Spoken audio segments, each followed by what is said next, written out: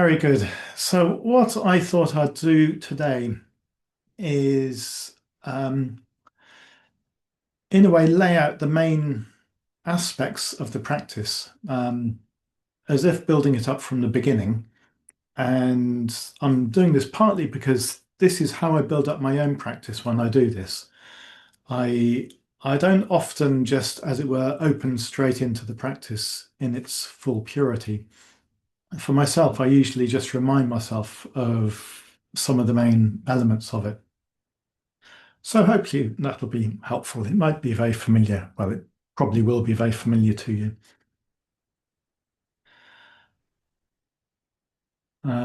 This is partly because this isn't my main practice. It's something that I sometimes do. So I have to, as it were, remind myself um, what I'm doing. If I'm on retreat, I can just sometimes open into the purity of it, if you like. But otherwise, I find it helpful to remember some aspects. So the first aspect is always the stage zero of whatever I do, which is, as it were, the end point as well. That just sitting, just landing, not doing anything, finding who's on the cushion, not imposing any demands whatsoever, just settling into the greater mandala, you could say. And from that point, you might find you're already there. That might be quite stable for you, in which case you don't need to go anywhere. If awareness is alive and active and interested, then you just follow that thread. If, as usually happens for me, I find it starts to get a bit attenuated, the mind wanders off and wants to find something else to do, then I give it a bit more work to do. And I resource awareness, as Vajradevi would say, um, usually with a little bit of a tether. I usually give it a little bit of an object to get interested in. Um, you're very familiar with this. It could be the breath, it could be the sensations of sitting, it could be sounds. Um, Vajradevi and Mokshika sometimes do the thumbs touching practice. Um, and the point is not to give it a hard focus, but to give it a reference point, give the mind a reference point, so that whatever's arising in the rest of the field of awareness is sort of in reference to that, whatever it is. Um, I f what I feel I'm doing is placing that sensation. For me, it's usually the sensations of sitting or breathing. That's like at the center of the mandala, and everything else is welcome into the mandala, but it's in relationship to that sensation. So that just helps give it a little bit of grounding, a bit of integration if necessary. We can also resource awareness in this stage one, if you like, with some positive emotion. Just touching in on the heart, feeling that sensitive quality of our awareness. Um, we're probably quite familiar with Metta Bhavana. We don't need to do a whole load of work. We can just open up to whatever sense of metta there is and let it, um, yeah, let it open out. So not a whole job of work, but just, as it were, taking into awareness that metaphor, warm, feelingful quality. So that's the kind of resourcing awareness stage, if you like, or aspect of this practice. Um, so from that point, it becomes a little bit more like the practice proper. So at that point, when it feels there's enough stability, we can just completely open up our attention, let attention go wherever it wants to. Maybe a bit of sense of liberation, and just simply noticing where attention wants to go. Just following attention around from the body to thoughts to sounds, whatever it's doing. There's just this sense of noticing attention illuminating different elements of our experience. And if that's happening, then awareness is there.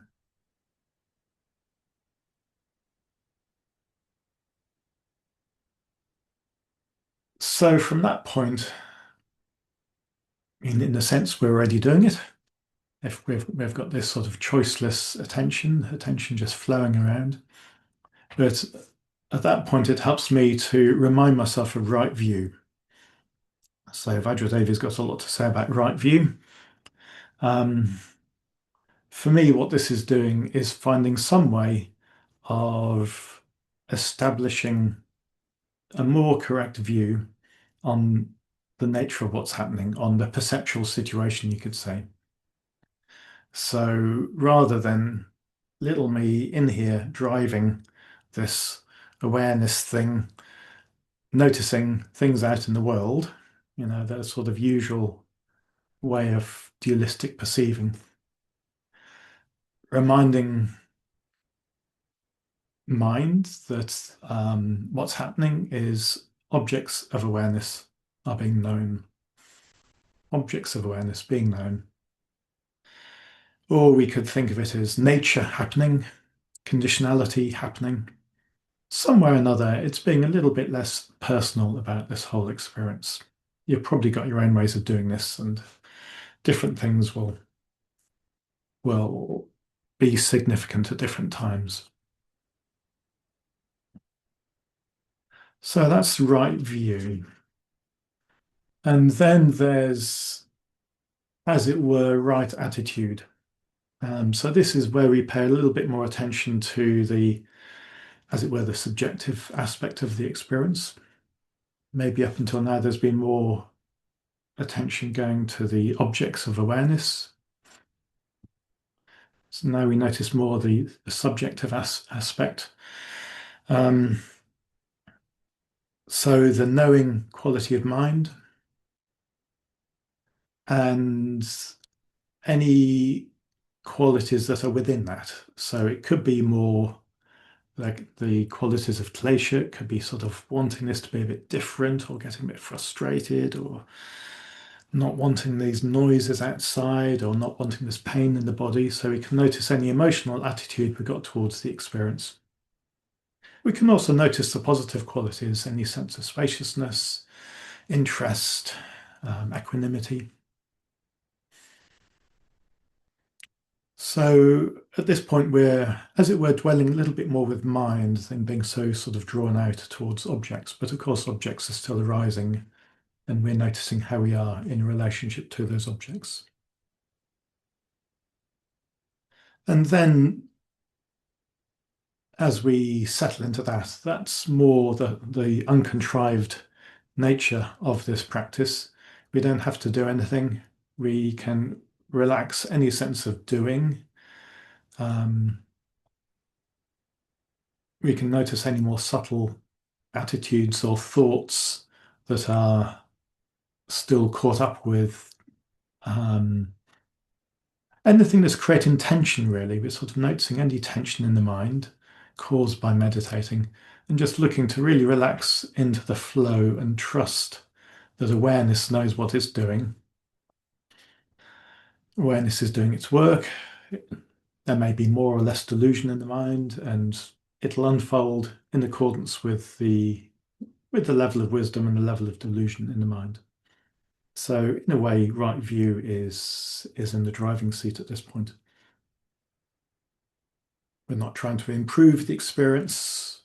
We can just let it build up of its own accord.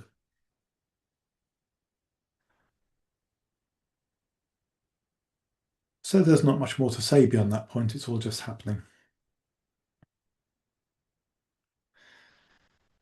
And yeah, we notice anything that, as it were, gets in the way, any subtle thoughts, any coarse thoughts, thoughts in general known as being objects of mind, objects of awareness.